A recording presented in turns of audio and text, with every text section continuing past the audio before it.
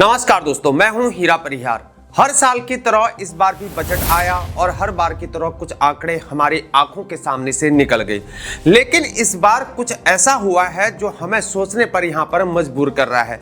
मुसलमान, ओबीसी, दलित, आदिवासी सबका यहाँ पर हिसाब किताब है, पर एक वर्ग है जिसका यहाँ पर कहीं जिक्र ही नहीं दिख रहा है। क्या आप जानते हैं आखिर वो कौन है?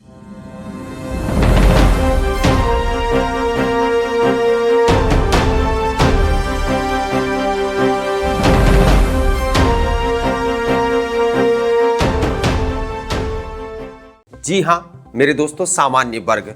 और उनके लिए क्या है? सिर्फ यूजीसी जिसमें सुनवाई होनी बाकी है, SC/ST का एक्ट, देश और धर्म की ठेकेदारी और पार्टी की दरी चादर बिछाने की रिस्पॉन्सिबिलिटी। क्या ऐसा ही लगता है? सामान्य वर्ग तो यहाँ पर एक घंटे के समान हो गया। कोई भी आएगा और हमारी यहाँ पर बजाते रहेगा।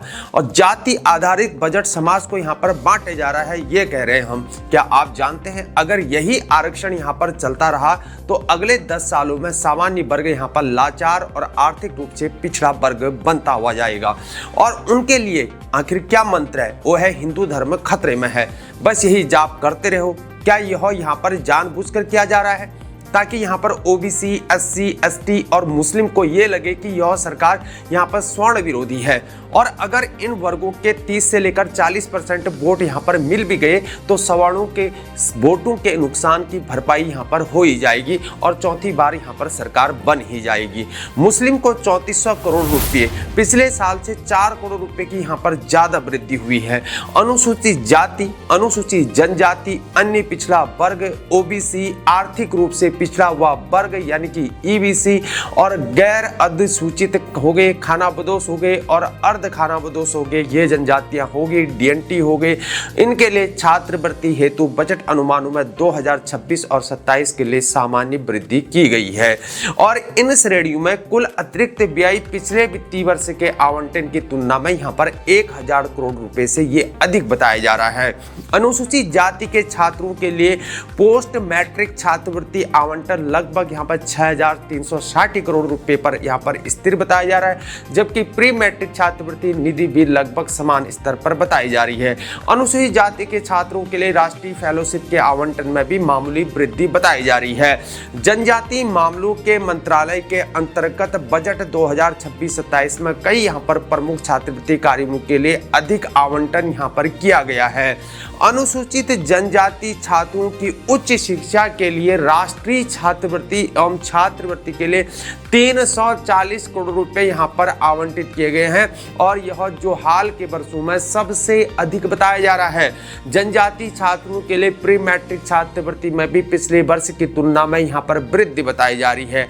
एकलव्य मॉडल आवासीय विद्यालयों EMRS और जनजाति अनुसंधान संस्थानों के लिए समर्थन में मामूली वृद्धि बताई जा रही है। हालांकि चालू वर्ष के संशोधित अनुमानों की तुलना में कुछ जनजाति पोस्ट मैट्रिक सहायता में कमी भी बताई जा रही है, जो जनजाति शिक्षा वित्त पोषण परिदृश्य में बदलती प्राथमिकताओं को ये इंडिकेट भी करता है।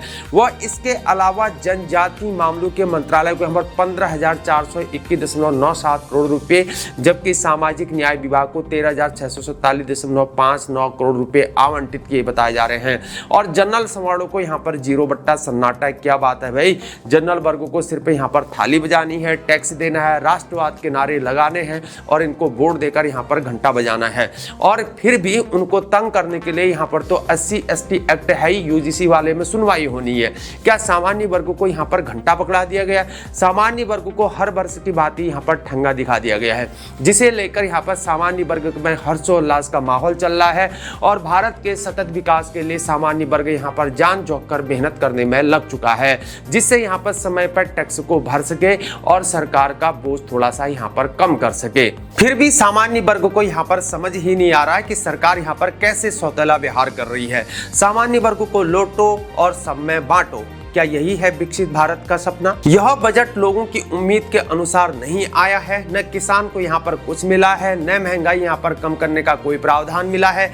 इससे बजट को लेकर हर वर्ग को उम्मीद थी, लेकिन लोगों का ये कहना है कि यहाँ पर निराशा ही मिली है। किसान युवाओं को कुछ नहीं मिल पाया है और न ही यहाँ पर महंगाई कम करने के लेकर यहाँ पर बजट में कुछ यहाँ पर खास दिख रहा है। कर में भी कोई यहाँ पर राहत नहीं मिली है। बजट ने यह साबित कर दिया है कि किसान सरकार की प्राथमिकता में कहीं पर भी नहीं दिख रही है।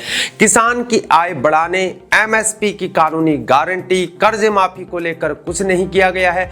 वहीं यहाँ पर उर्वरक पर सब्सिडी को घटाया जा रहा है। खाद, बीज, डीजल के दाम लगातार बढ़ने से लागत यहाँ पर बढ़ती हुई जा रही है, लेकिन इसको लेकर कोई भी प्रावधान नहीं दिख रहा है। सम्मान निधि भी नहीं बढ़ाई गई है। विलंब से ऑडिट कराने पर पहले लगने वाले दंड को लेट फीस में यहाँ पर ट्रांसफर कर दिया गया है, जो करदाताओं को यहाँ पर टेंशन दे रहा है। ये टेंशन का सब्जेक्ट है। सोने चांदी में कस्टम ड्यूटी में कमी न होने से यहाँ पर व्यापारी नाराज हो रहे हैं। महंगाई कम करने को लेकर कोई भी ठोस प्रावधान और आर्थिक रूप से कमजोर लोगों की आमदनी बढ़ने का कोई भी यहाँ पर योजना नहीं दिख रही है। किसान, युवा और मध्यम वर्ग खुद को यहाँ पर उपेक्षित महसूस कर रहा है। सरकार इसे यहाँ पर विकसित भारत के 2047 से जोड़कर बता रही है, लेकिन सच्चाई यहाँ पर यह है कि ये पिछले कई वर्षों में न किसानों की आय यहाँ पर दुगनी हुई है, न ही यहाँ पर युवाओं को पर्याप्त रोजगार मिल सका है। बजट आम लोगों की उम्मीद पर यहाँ पर खरा उतरता हुआ नहीं दिख रहा है। मेरे दोस्तों, क्या ये सिर्फ आंकड़े हैं या एक सोची समझी रणनीति है? क्या सामान्य वर्ग सच में सिर्फ यहाँ पर थाली बजाने और टैक्स भरने के लिए ही है, या फिर इस बजट में कुछ ऐसा खास है जिसे हम यहाँ पर समझने से चूक रहे हैं? अपनी राय कमेंट सेक्शन में जरूर बताएं और इस वीडियो को ज़्यादा से ज़्यादा शेयर करें ताकि यह बात हर किसी तक पहुँच सके।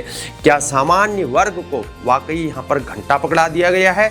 और इस सवाल का जवाब अब आपको ही देना होगा। देखते रहिए और यहाँ पर आवाज को उठाते रहिए। जय हिंद, भारत माता की जय।